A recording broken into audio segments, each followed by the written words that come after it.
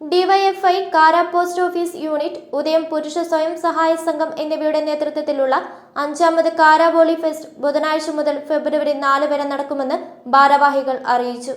AK. Nayanar സ്മാരക winners ട്രോഫിക്കും MK. Abubakar സ്മാരക runners ട്രോഫിക്കും വേണ്ടിയുള്ള മത്സരത്തിന്റെ ഉദ്ഘാടനം CPM ജില്ലാ സെക്രട്ടറി M.V. ജയരാജൻ ഉദ്ഘാടനം ചെയ്തു.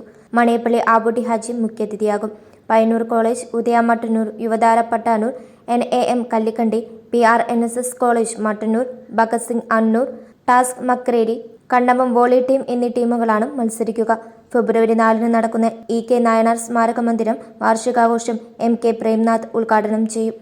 തുടർന്ന് വിവിധ കലാപരിപാടികൾ നടക്കും. വാർത്താ സമ്മേളനത്തിൽ സംഘാടക സമിതി chairman K. Anilkumar, PP വിലേഷ്, PR Aneesh, C. Nitish, K. Shimna എന്നിവർ പങ്കെടുത്തു. കഴിഞ്ഞ 5 വർഷമായി പേരാവൂരിൽ